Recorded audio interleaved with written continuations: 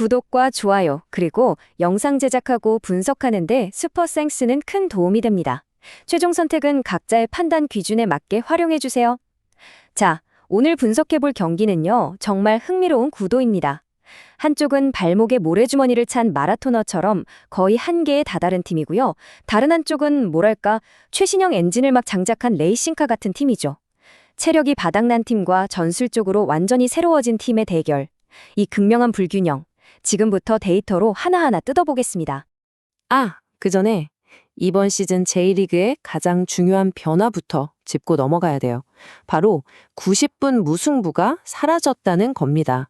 이제 90분 동안 승부가 안 나면 바로 승부차기로 들어갑니다. 그래서 승점 체계도 바뀌었죠. 정규 시간에 이기면 3점, 승부차기에서 이기면 2점, 승부차기에서 져도 1점을 가져갑니다. 그러니까 이제 어설프게 비기려는 팀은 없다는 거죠.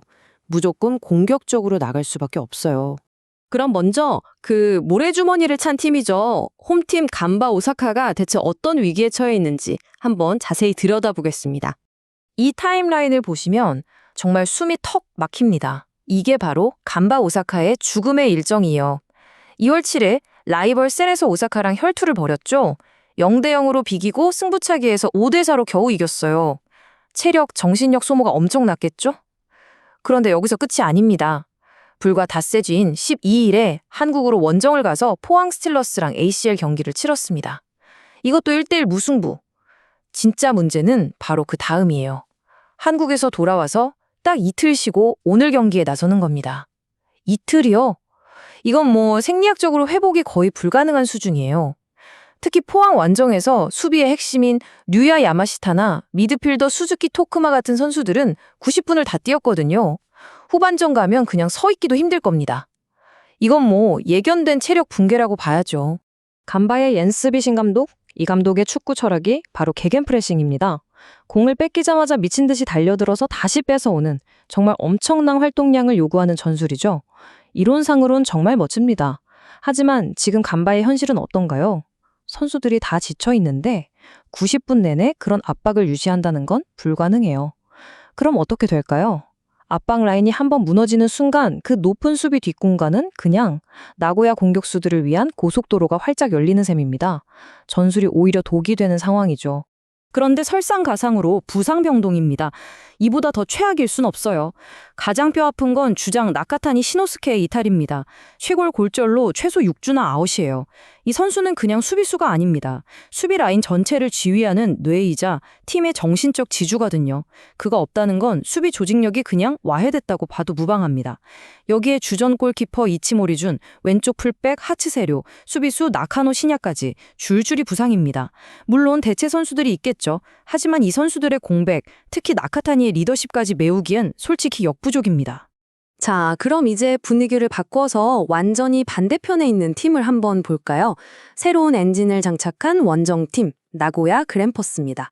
나고야는 뭐랄까, 이번 경기를 위해 모든 조건이 완벽하게 갖춰져 있어요. 이 숫자 7이 모든 걸 설명해 줍니다.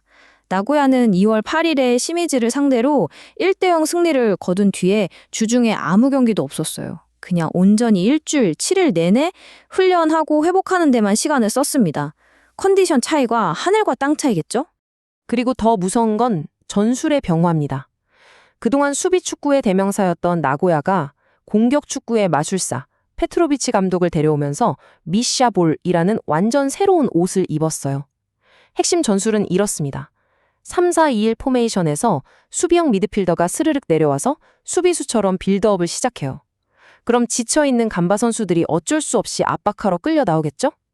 바로 그 순간 양쪽 윙백들이 기다렸다는 듯이 간바의 텅 빈 측면을 향해 질주하는 겁니다. 이건 뭐 간바의 약점을 저격하기 위해 완벽하게 설계된 맞춤 전술이라고 봐야죠.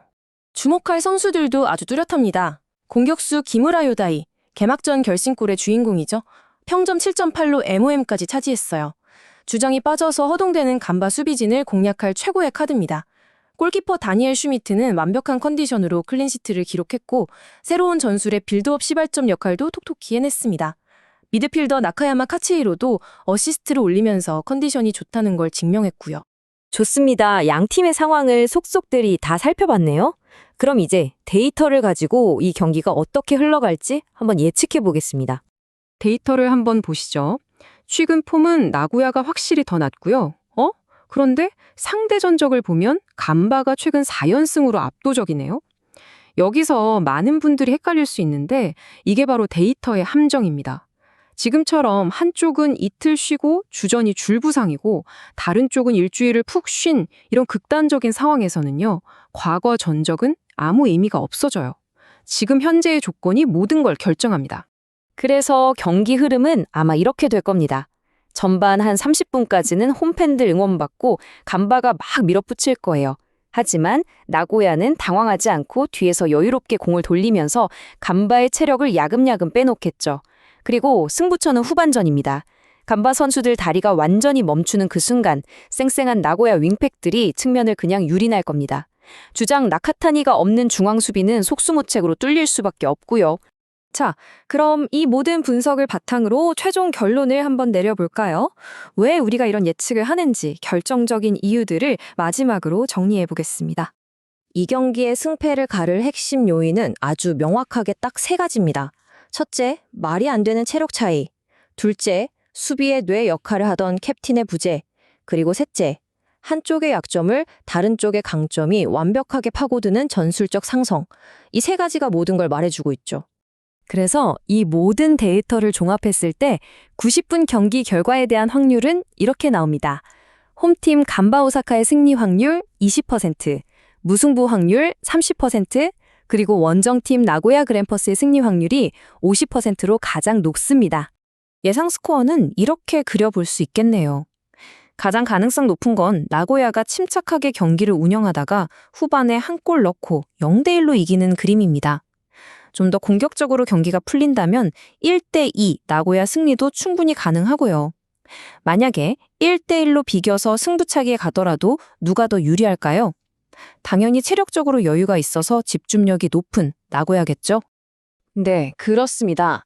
모든 데이터를 종합해 볼 때 가장 논리적이고 확률이 높은 결론은 바로 나고야 그랜파스의 승리입니다. 최종적으로 정리하자면 압도적인 휴식일의 우위, 상대의 핵심 전력의 누수, 그리고 완벽한 전술적 우위까지 모든 데이터가 나고야의 손을 들어주고 있습니다. 따라서 나고야 그랜퍼스가 90분 안에 승리하거나 적어도 승부차기를 통해 승점 2점 이상을 가져갈 확률이 매우 높다는 것이 저희의 최종 분석입니다.